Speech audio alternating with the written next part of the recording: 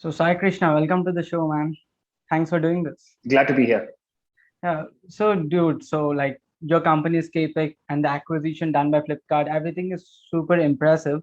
So, before going to the company itself, before talking about the success story itself, I want to know the background story. That's I want to know about your college life.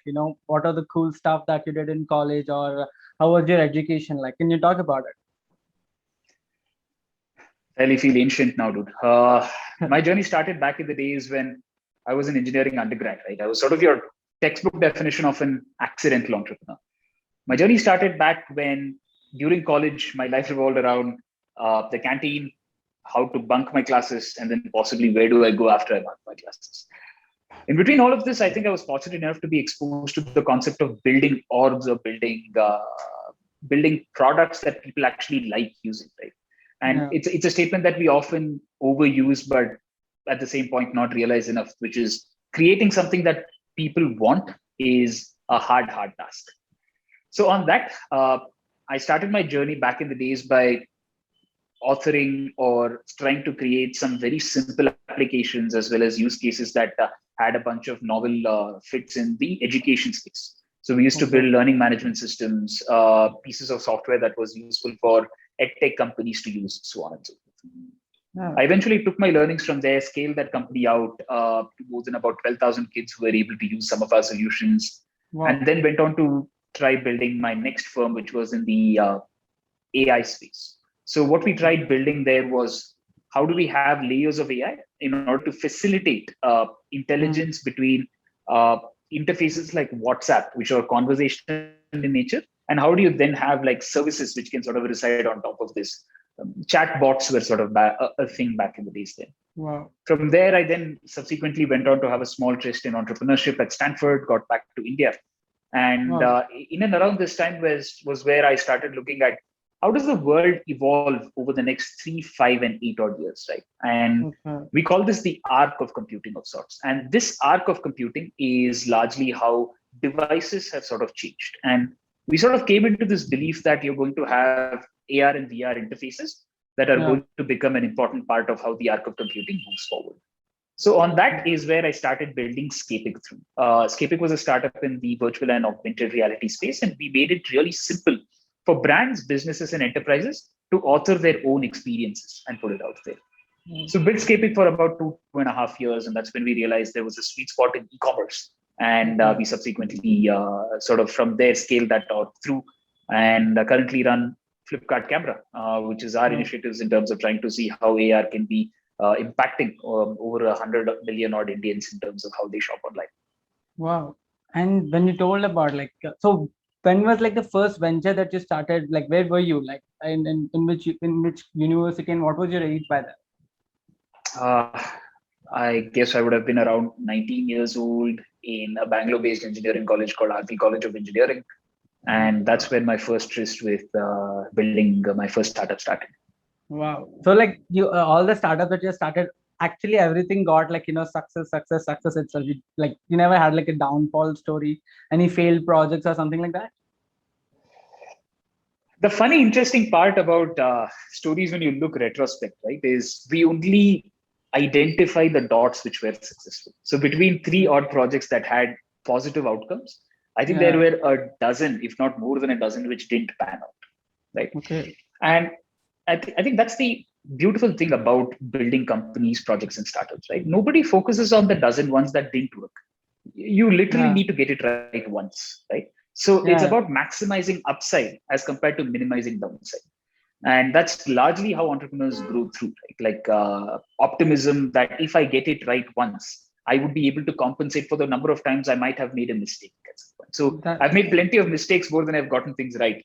I just think over a period of time, we all just remember the outcomes that went well and learn to Yeah. forget the ones that don't, because we learn from them and then possibly become better at the next thing that we try after that. So failure is an inevitable step towards actually getting to the end point, which is building something useful.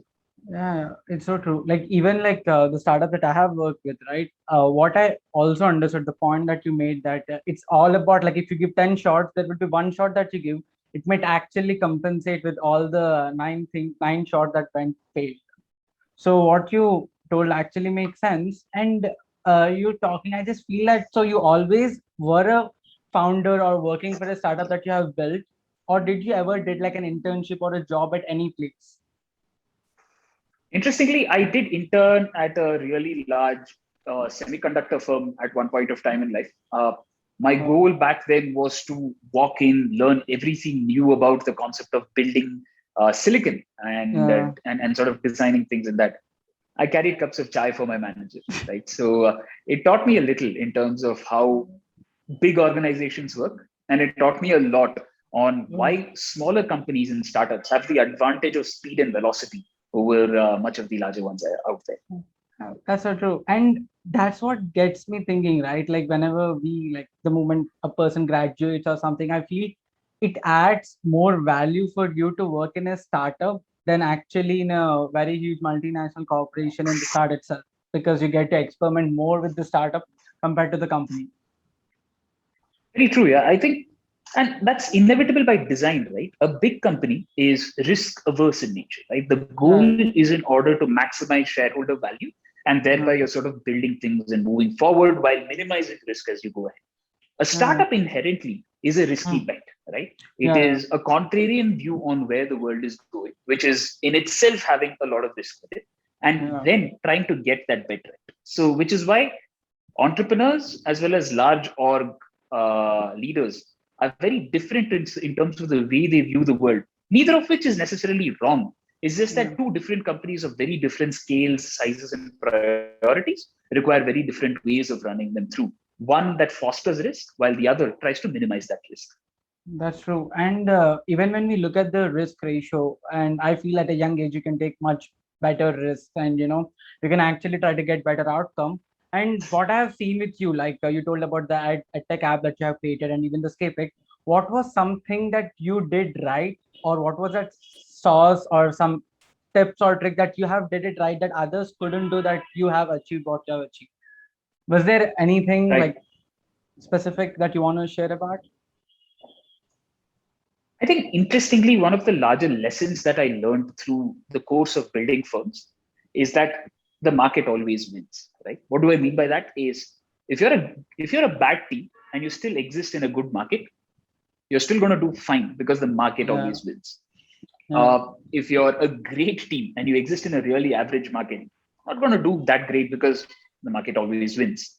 Yeah. Legendary companies are born if incredible teams meet incredible markets. So, as entrepreneurs, we tend to forget more often that large growing markets are just as important for success as much as about your execution, the way that you build things out, or your engineering ability pursuit. All these three are important, but I think the market tends to be an afterthought. While usually, in terms of a predicator of success or failure, the market's probably the most important part of it. So chase big, large opportunities because the effort Yeah. it takes in order to build a really large opportunity org versus a really small one is Hmm. probably the same. So you're climbing a mountain either ways. Might as well choose a really good peak to climb.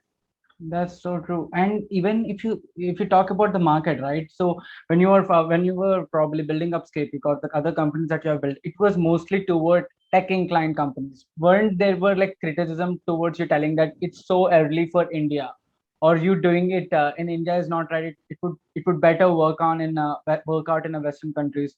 Was this ever a thought for you? Because like right now, looking at the condition of the whole market situation. So I think largely it is easier now than ever to build a company that has no borders to it, right? It has no reason to be restricted geographically uh, Yeah. in the current scenarios that we are in. I truly believe the next big thing coming out of India is no longer going to serve only India as a market. We've Yeah. already noticed great SaaS companies that have started to be cross border or global in nature Mm. right from their inception. And this trend is only going to continue. Yeah. So there are significant cost arbitrages as well as knowledge arbitrages that a country like India brings in, right? The ability to launch a startup here is faster. The capital required in order to build meaningful companies is a fraction. And the knowledge or the talent pool that is available for you to go there is significant. So across Okay. all of these three, you can actually build companies that are no longer just focusing on India. Okay. And that's largely how we started things through as well, which is how do we Hmm. pick a big problem that is global in nature and not just India specific right now. Okay, that's cool. And even that's even much more inspiring because there are very few companies which have innovated directly from India and it's been passed globally. And when companies like Scapic or any other just comes and it works for the whole global economy or the global clients, it actually adds on a lot of value. And I want to ask you, so before the whole company started, like what was the story? Like whose idea was it? And how was those initial days of discussion? Like how did you like can you tell about like when a company is getting started, you decide about the logo, you decide about like the vision of the company and taking the right people in. So can you tell that story of the company? So I think one of the most fabled myths with respect to building orgs is that you wake up with an idea in your mind, right? Yeah. Like if you do, then please recalibrate. I don't think ideas inevitably sort of form through in your head when they get started. Ideas are incredibly fragile and also are not validated whatsoever when you get started. So Yeah. I don't think many of the large companies today have light bulb moments as such. They all Mm. have very deliberate parts of the process where you uncover and learn more about your customer and sort of fine tune what is important in your stack or in your product, which is really useful for the people that you're trying to cater to. So it's a Mm. process and not this aha moment of sorts. Yeah. So on that note, just in order to get Scapic out together, I think it took us a few months in terms of understanding deeply about the customers that we're going after and what are we really trying to help them make in their lives better at that point of time. Okay. Outside that, I think everything else is an afterthought. Your org does not need you to have a cool logo, a cool color palette, a cool brand in the early days. What it does require is people who are willing to line up outside your website and possibly plonk in their email ID and their credit card. So I think more often, if we are able to take the basics more serious as well as the frivolous components less seriously, I think you have a meaningful organization that you can build from there.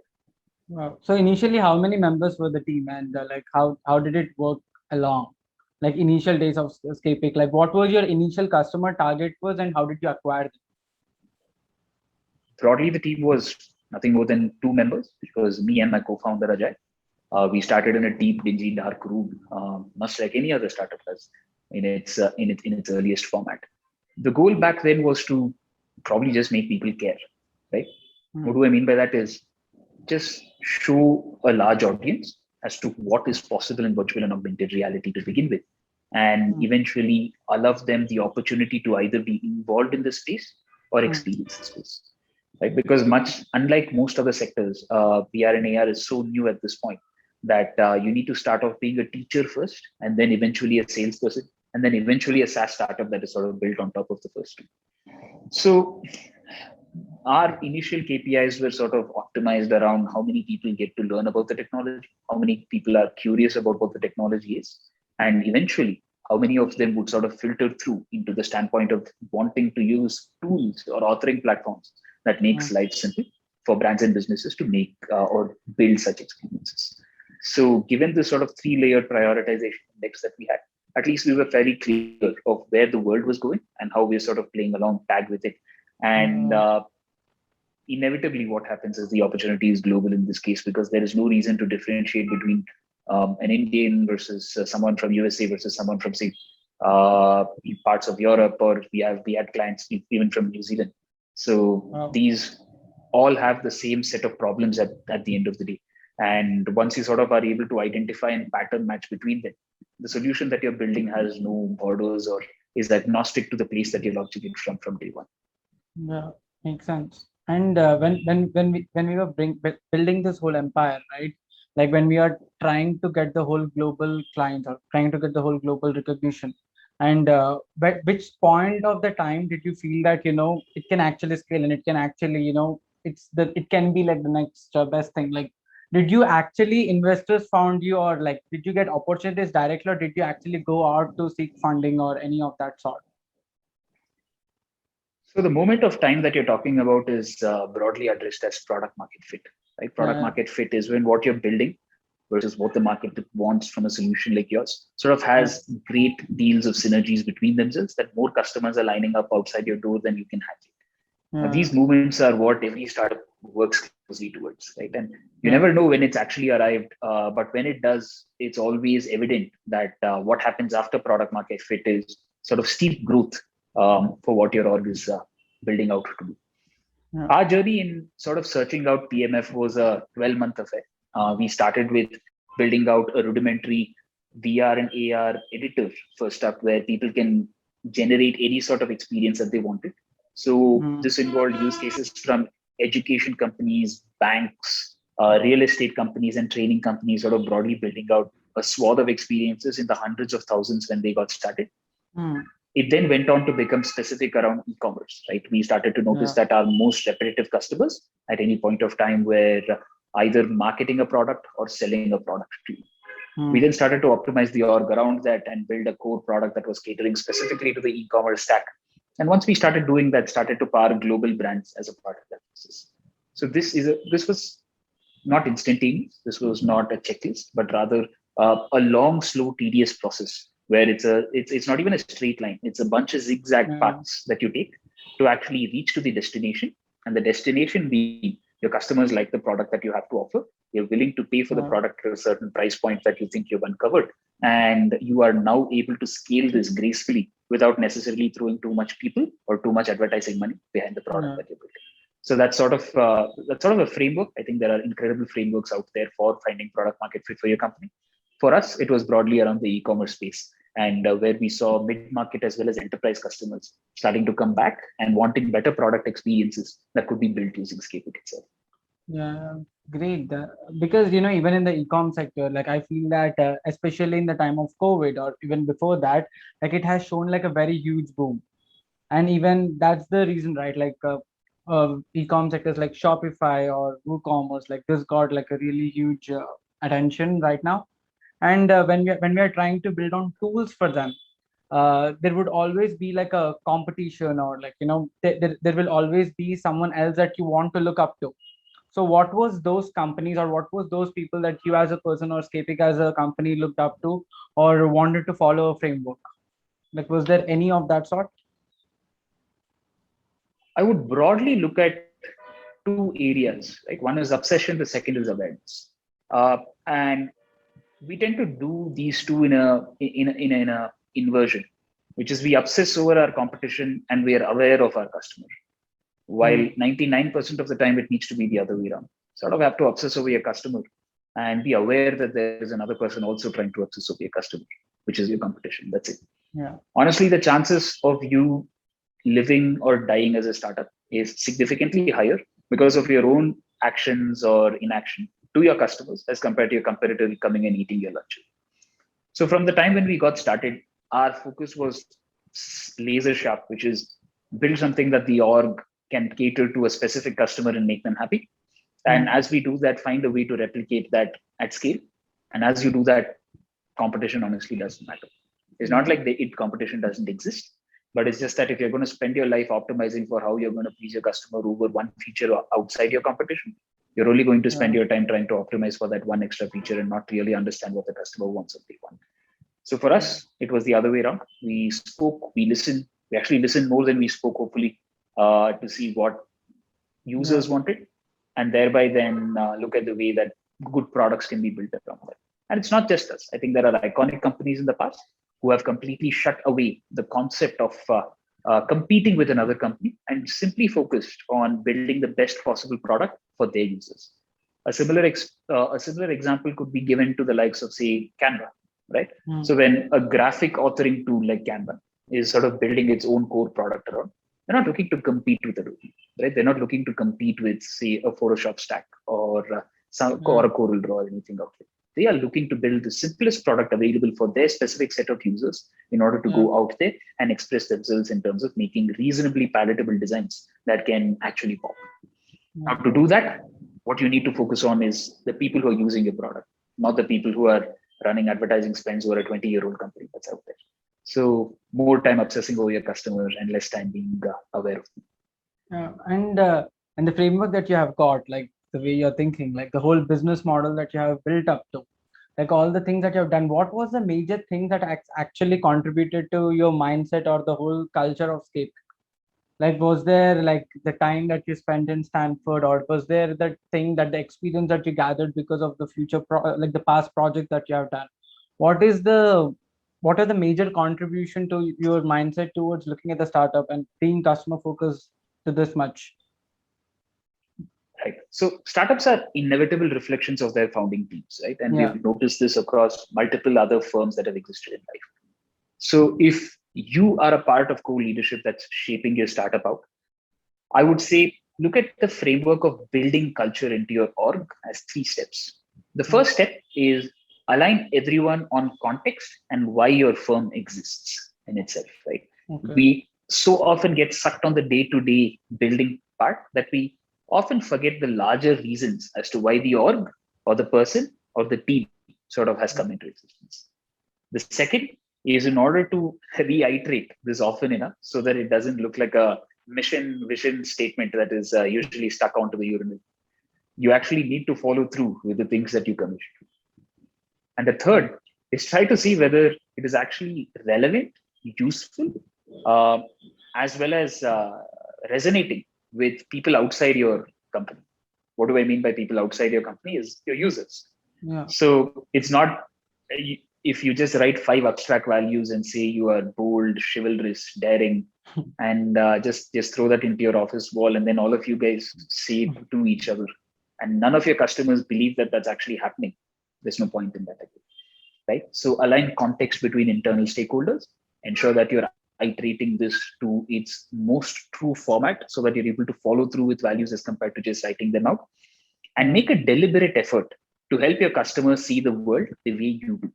And if you're able to do these three well, are you actually having a virtuous cycle of culture that is able to self-sustain itself. And when you do have that, that's a very strong force to sort of take itself forward. The best companies out there have some of the most reputable culture building mechanisms that are present inside these orgs. And it shows, right? Like the kind of quality of people that sort of come in versus churn out of that sort of firm over yeah, months, if not years, tends to be a league or a notch higher than anything yeah. else out there. That's true, and I feel that this culture and not just words, but actually work actually plays a major role, because most of the startups that even I have worked with, like I have seen, I realize that what they actually say and what the product is very different. And they just carried away with some notion of a Steve Jobs or a social network, and actually forget the core values that the product at last is the real motivation. That itself makes sense. So that's the reason I asked you that question. And I want to ask you, like, so what was the time, like, the Flipkart acquisition of with the Scapic went on, and how did that happen? Like, I want to know that moment and that time period of your life. Interesting. Probably three digits now in terms of me repeating that story through. But I think the two large things that I would mention is companies are bought, not sold, right? Like, which is you have Yeah, to create a sensation that this is valuable inside a larger org. And over a period of time, help them see the same vision that you do in terms of a collaborative effort that is going to take this journey farther, faster. yeah, And that's largely what happened between us at Scapic and Flipkart. There was a shared belief that a world post COVID is going mm, to have virtual reality and augmented reality as a really important pillar in mm, terms of how you're shopping online. Number yeah, one. And number two is in order to make this happen for 100, 150 million Indians, you need to start building the foundations of how experiences are built, shared, and accessed by a huge number of users concurrently. And to make this happen, you require a very stable technology platform that is able to yeah, facilitate this through for you. And that's yeah, largely where this became a yeah, win-win in terms of our engineering capability, as well as yeah, Flipkart's distribution prowess being the most important e-commerce destination in India. And sort of see from there how we're able to play on to these strengths so that the next time when you're shopping online, uh, you actually start using the camera even more and using that as an important part of your purchase consideration. And then yeah. eventually, the more number of times you open the camera, the more confident you are as a customer. That's so incredible. And I feel so, like, what right now, so what is going on in your life, or whatever is going on escaping right now? Like, we have come to the present moment. So what are you working on? Like, any recent projects or anything, future ventures that you're curious about? Plenty. I think there are some areas which have sort of significantly moved forward from the last time we looked at AR and VR from a vantage point. I think Yeah, decentralization is going to play a huge role in terms of how some of these spaces are going to go forward with. I think the conversation around what a metaverse is, what a useful metaverse can be, and how yeah, commerce can happen across a digital first medium is going to become even more important over the next 12 to 24 months. okay. And in between these fronts, what becomes foundational is that your life is about your smartphone is about your camera, and what happens on your camera is now going to be entertaining you, making you purchase more, or making you look better, right? It's as simple as Yeah, that. that's So, true. given that this is largely how your life revolves around, we just think that AR and VR, the metaverse, as well as the ways decentralization would work on top of that, like NFTs, as well as what you could do with proof of ownership, is going to be really interesting to see as a trifecta of things that is able to move the world forward, not just from a commerce standpoint, but more from just an information dissipation standpoint and see where that's going. So for us, I think we spend a lot of time trying to understand where that sort of a world is going, make multiple bets, some pan out, some don't. Hopefully the ones that pan out are able to eclipse the ones that don't, like we discussed. Yeah, and so apart from like the whole startup world, apart from all these things, what else do you like to do? Like, do you, I mean, a sport that you love, or what? Which movies did you watch recently? Like, do you want to talk about Very interesting. I think recently it's been just an obsession over specific science fiction books. I think it? anybody who's trying to build companies should probably spend more time reading science fiction, probably because it makes for an interesting guesstimation as to where the world will move. So, Yeah, of course, it's like wildly out of whack, but at the same point of time, it's very interesting to see how these authors uh, think technology can facilitate mankind as it sort of goes forward. That's one. wow, The other is I think the team and I are obsessed over the game of cricket. So I think more wow, often than not, when we're not in front of our laptops, I think you should see us in front of a pitch and probably wow. having a board there. So it spills over, right? Like the passion to the game is also what you bring to passion to work. The way you build teams is fairly similar on both sides. The amount Yeah, of context that your most important player has should be as important as your least important player, and nobody is the least important player then, right? So that's true. so much of team building is sort of consistent between sports and startups, which is why some of the best performing startups out there are like sports companies and not like Yeah, families, right? Like we often keep saying startups are like families, they're not, right? Like startups are more like an MBA team, right? The yeah, best ones probably end up winning or having the spoils of war.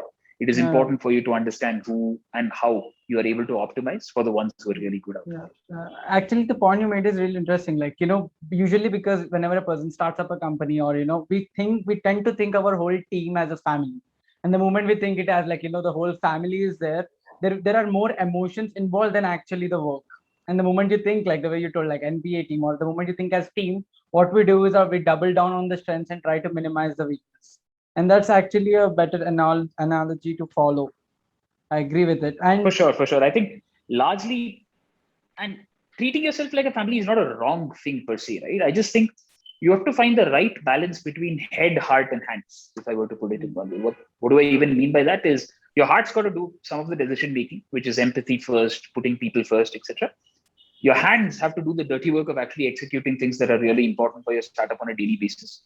And your head has to rationalize this between the core goals that are important, because at the end of the day, you're building a company and not a hobby. Right? If you're building yeah, a hobby, of course, like you can always have more heart on that than head. But I think if you're able to yeah, strike the right ratio between the thought that goes into org building, the work that goes into daily tasks and execution, as well as the yeah, heart that goes into building a team that actually has the same set of shared values, yeah. foundationally, I think you're in a very sweet spot in which case. Yeah, that's true. And even actually, you should read this book called a book by Asma called the Foundation series. Like, since you told that you're into science fiction, you should actually read it. Like, because it also talks about the whole human race, and it kinds of bends the scientific truths and principles sometimes, but it's science fiction. Like, of course, it's told in Gotcha. the genre itself, but you should actually read it because it actually caters both the points about looking towards into the future, and also making people like treating people as a team instead, not having like the whole emotional gesture into it. Should actually Super go through interesting. this book. Yeah, yeah. And even I want to ask you, so whenever we are trying to build a startup, or like I feel that our whole passion self and the professional self come together. There's a lot of our personality involved. There's a lot of people, like stakeholders get involved. And in the whole journey of you creating Scapic or you doing all this works, was there any time that you really got bored? Like with the Inevitable, right? I think there are sinusoidal waves to any person doing anything over a prolonged period of time.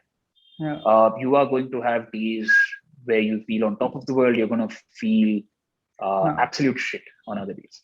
It's yeah, in fact, I do believe founders go through more emotional peaks and troughs than probably any other class of people on a weekly or a monthly basis. yeah, So, given that it's a volatile, unforgiving, thankless job more often than not, and light at the end of the tunnel is few and far, the only way you'll be able to sustain and do something of long-term value and impact is if you're able to have fun while you're doing it, right? Like that's if true. work feels fun, that is probably the only reason why you will last. You will sort of stick it through for years as compared to not burn out. Hmm. So if there are moments or days where you feel absolute garbage, well, welcome to the world, right? Like it's inevitable that you feel that. But Yeah, if over a period of time you're able to recalibrate, right, after a shitty phase, that you're actually doing something which has a larger purpose and a broader reason that hmm, you believe in, the team believes in, as well as the net positive of doing hmm, this is outweighing the net negative of either not doing it or going to some other option like a government job. That should be enough fuel, or hopefully enough fuel, in order to keep you yeah, going. So everyone has bad phases, employees, founders, everyone in between. It's just about how do you take a punch, look at the larger reason why you're doing this, and hmm, probably find enough willpower in order to then pick yourself up and go forward from there. yeah. And even I actually like tell me, like, do you think it's a good idea or not? Like, because I've been thinking recently that I've been working, the companies that we are the founding team of, we were just thinking that instead of actually hiring like a full-time employees, we just want to have people for like, 6 or 7 months, whoever are not on the technical side. Because we feel like, the moment 6 or 7 months get completed, like it could be regarding to the research and development, it could be regarding the marketing and all this side, the creative juice, the newness in the team actually goes off. So better to hire like a new people again, so that we get again the newer inputs. Do you think it's a good idea? Interesting. Broadly, if I were to look at it as an equation with variables, right? You have only two variables in place. You have people and you have things that people do, right? Yeah, The work. Now, your suggestion is that the work remains constant while the people sort of churn or come in and churn out over a period of time, yeah, because this work inevitably gets these guys bored, uninspired, fatigued, yeah, tired, call it what, yeah, right?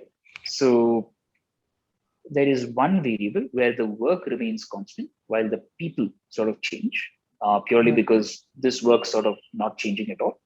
Another variable is probably when you decide, hey, here is my core team. These guys are not going to go anywhere. yeah, But if I lose them, I'm in deep trouble. So the yeah, only way I'm able to retain them is if I change work in a meaningful enough manner over a period of time, so that I either show them progress, I either show them more breadth of work, or I allow them to engage in ways that their previous iteration of work did not allow them to do so. yeah, So let's put a timer of 6 months on this. In 6 months, you can possibly get someone in, kick someone out because the work remains constant. Or in 6 months, you can either get someone in, give them a specific piece of work, and at the end of the 6 month, replace that with something else that is more intellectually gratifying and sort of continue that process so that this side remains constant while this side changes. Neither is mm, necessarily a right or a wrong answer. It's really upon what you optimize. If you're optimizing for an org that is having people who have deep amounts of context and experience that sort of is built through, then the work yeah, changes. If you're optimizing for a BPO call center-ish job where the work necessarily does not change at all, yeah, then you're optimizing for a funnel which is leaky, right? You allow the people to come in and go because the processes and the work is constant, while the people are fairly replaceable. So different industries, different use cases probably require different ways of answering the same question. yeah, that's true. And the interesting answer is, when you gave me the variable analogy, it actually make much more sense for me. Because actually, if I think about it, even with the work, I can actually try to change it up, like, exchanging the works between people, because anyway everyone have contact with everyone, so they can pull in the ideas of different departments, and it will diversify the whole team itself. It actually makes sense. Yeah, I'm glad. Like, I think you say, let's take an example of someone who is stitching a t-shirt, right? There are only so many ways you can stitch a t-shirt. It's a very rigid workflow or a process which you can't change much, right? Like, so if you're stitching a t-shirt as a tailor for 6 months, there's no way of the seventh month you can actually stitch it different. It's got Yeah. two pockets for arms, one pocket for a neck. Now, it's not the same thing with creative work, right? At the end of the day, if a field is creative, by very definition, you sort of allow yourself the chance or the opportunity in order to change things up to a point where work can be interesting and not Yeah. necessarily the same thing that you regurgitate on a daily basis. So, depending on the industry, some industries might require a tailor, some industries might require a designer, right? Like, Yeah. so a fashion designer and a tailor are not too different. It's just that Yeah. one of them does far more creatively fulfilling work, while the other person does far more rudimentary sort of daily routine work per se. And Yeah. this is largely how two industries can optimize themselves. Yeah, and when we are dealing with even people, like what are those major quality checks? Or what are the major traits that you look at while hiring? Like you have worked with all these different founders, you would have also met a lot of people in the whole course of journey. What are those qualities or traits that a person comes in that they are not easy to let go of? What are those things that you take care before hiring someone in the scape? Right. So we typically say we invest in the slope and not the y-axis. What we mean by that is we like to sort of hire someone not because they have 2 years, 3 years, 5 years, 8 years of experience in space, but rather their ability to learn as well as their hunger to learn. Right. Like one, sure, you can have a ton of ability, but if you're not necessarily the most motivated person out there to learn something, Yeah. not going to learn it. You're not going to learn it fast. But at the same point of time, if you have the right hunger and the attitude in order to go about learning something, I at least we are of the belief that you're able to inculcate Yeah. knowledge at a curve which is competitive and fast, and thereby apply that in a meaningful way to the things that you do. So you would find that Scapic sort of always has had a very young team, which is ranged between 21 and about 26 years old. And that's broadly where we average out as an age group itself. And so what we tend to optimize on is ways that we'd be able to help someone learn fast and then apply their learning onto something that is useful on the daily work that they might do. Wow. So how, like actually just in a one interview call or in one application, how can you identify their bandwidth to learn something? Or how can you identify this trait? It's not easy. I definitely think it can't be done in one interview per se. Uh, what is important there is to probably build a period of resonance between how you think versus how they think. Yeah. I think some of the most important hires are very rarely done across the table in one conversation. And Yeah, most that's of true. these are done over a period of time where you get to understand the person and then possibly try to see where they can be a good fit across both orgs. So soft landing over about 90 days is something that we have always liked or preferred, which is provide the opportunity for the person to come and experience the office on day one, and then start a conversation. Start the conversation where you're able to show them Mm. this world. Start a conversation where they're able to learn more about the industry, and then eventually, at the end of say 2 3 months, is when you then have the talk of what would it make sense for them to come join the team itself. It's longer, slower, and more painful, but definitely more Mm. sensible than trying to assess a person over a 30-minute conversation as to whether they have the hunger or the ability to learn. Yeah, that's true. And so I want to end the conversation with this note where, like, I got like a lot of messages the moment I told you I'm doing it with you is regarding towards there were two questions, like straightly asking you how to approach a VC or how to approach a company for funding who you think that you can help that company to grow also without having like the right network pool if you don't have any. And the second thing is what is that initial things, the ingredients that you add on your pitch that can actually help you to get much more funding in the initial rounds itself.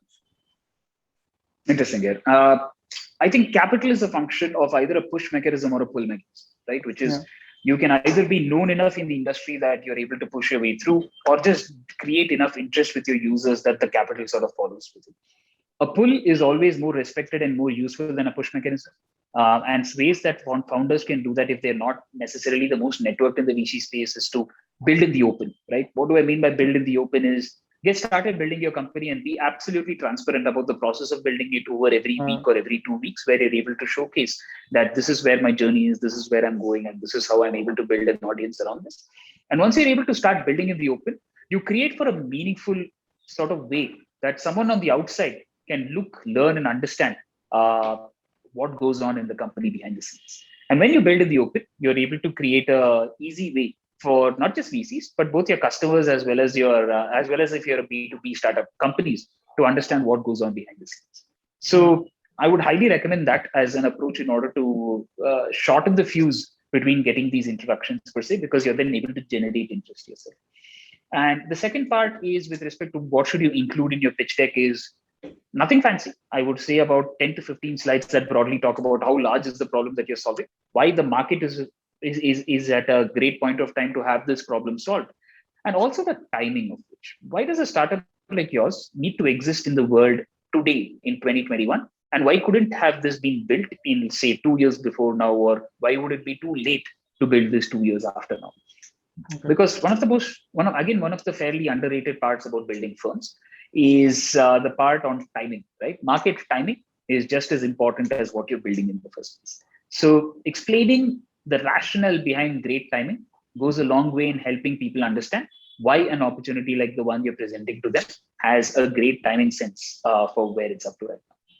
Wow. It's actually good. So the point you made gets to me this question that whenever we come across few ideas, right? Like whenever we come across, we have to judge few ideas. So whenever we have to judge few startups, how can we actually judge in that 15 minutes meeting that we have that this is actually startup which can suit the right time?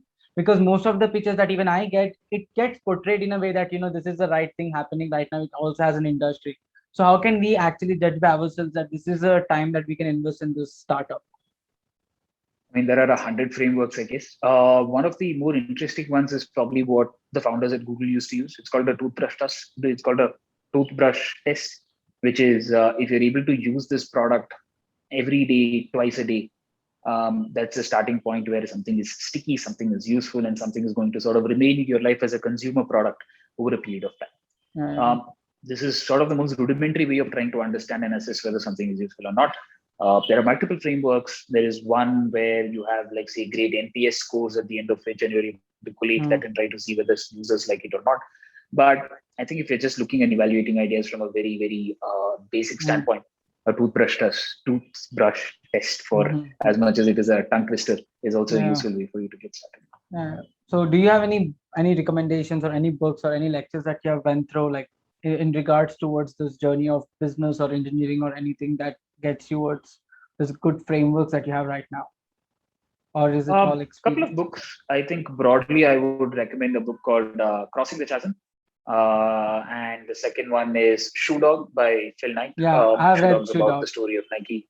Yeah, it's a Shoe Dog's a stupendously good book. The more recent ones that I think are interesting is Hit Refresh, which was a story about how Microsoft sort of was able to turn its lives around under new leadership from Satya Nadella, and how it was very different from the Steve Ballmer era, so on and so forth. So these are some books that are like pretty cool. So there are also a few more which are like specific towards entrepreneurship, such as the lean startup methodology, as well as a few more that I would highly recommend in terms of design centric thinking and anything around the intersection between design, lean startups, as well as what entrepreneurship could preach. I think these are the sort of books that can go a long way in sort of building a lot of value. Cool. So do you have any questions for me?